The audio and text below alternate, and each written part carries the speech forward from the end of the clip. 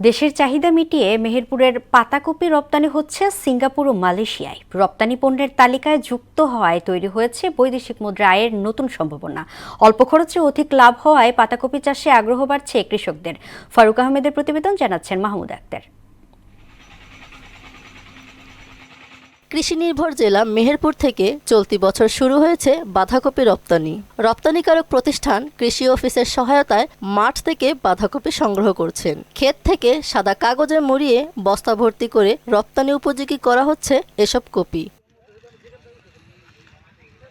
ভরা মৌসুমে এলাকায় বাঁধাকপির দাম কম হওয়ায় ক্ষতি পুষিয়ে নিতে রপ্তানি করে ভালো দাম পাচ্ছেন কৃষকরা। পাতাকপি মালয়েশিয়া পাঠাচ্ছি, তো এই ক্ষেত্রে আমাদের কোম্পানি অনেক লাভবান হচ্ছে, কৃষকরা লাভবান হচ্ছে। পর্যাপ্ত খরচ, এই খরচ করার পরে দেশে ন্যায্য মূল্য পাই না।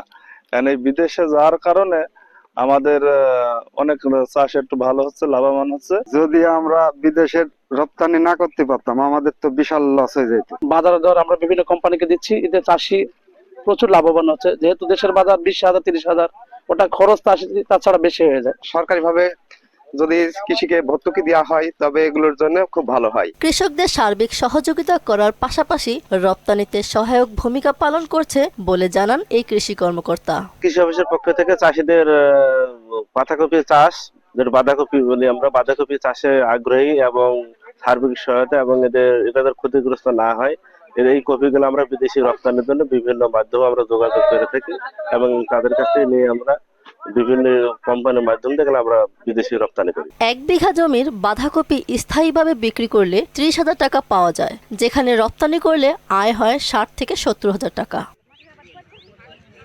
মাহমুদ আক্তার, মোহনা সংবাদ।